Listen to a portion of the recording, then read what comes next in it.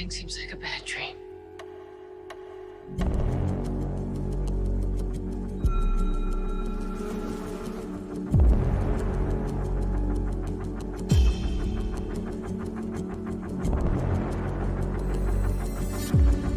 This isn't the world you wanted,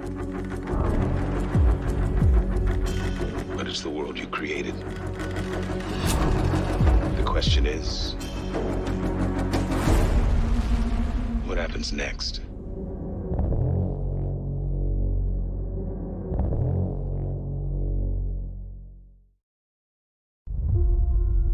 Everyone who inhabits Westworld, whether they be host or human, is Alice down the rabbit hole. And the wonderful thing about our show is that it's an examination of the world that we live in now.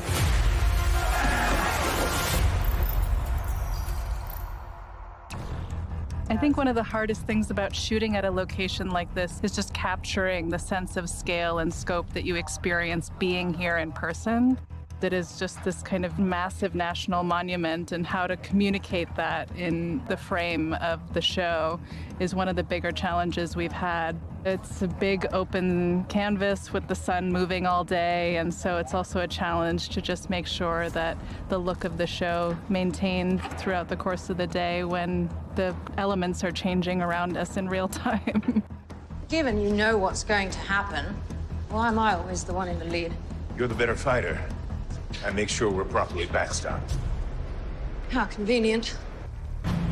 Bernard has spent many years inside the sublime, exploring the various realms of possibility. And each time, he comes up with the same conclusion, that there's no pot of gold at the end of the rainbow. He still hasn't given up, though.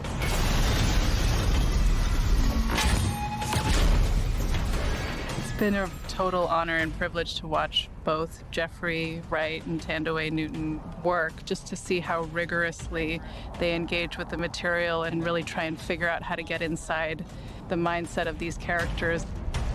Everyone here is going to die, but we can save one tiny part of it. Just maybe that's enough to give us hope. Will you still fight with me? I think we have to talk about the incredible Tess Thompson, who is the most delicious villain one could dream of. And very complicated. Yeah, I think her animus and her hatred of human beings is perfectly understandable, frankly. But I think she understands that it's a trap. I think she's looking for something transcendent. She's looking for something beautiful and willing to do almost anything to achieve that dream. I heard you were losing your mind. I just didn't think they meant literally. I had never done a big fight scene like that in water, so there was obviously the challenges of that. We try to push the envelope and do things that haven't been done before, or do them in a different way and keep them practical instead of going visual effects.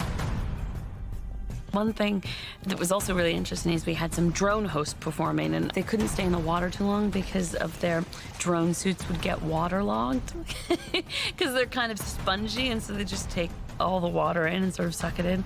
Anyways, I thought that was very funny. I was waterlogged myself, but I just stayed waterlogged. This time we play the game my way. And what game is that? Survival of the fittest.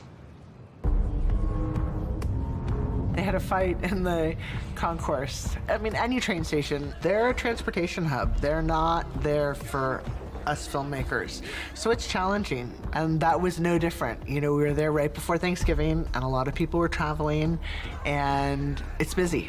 And for us, you know, things that read like today, we want to make disappear. And so John Carlos is very specific in picking out those elements, and then it's part of our job to implement them.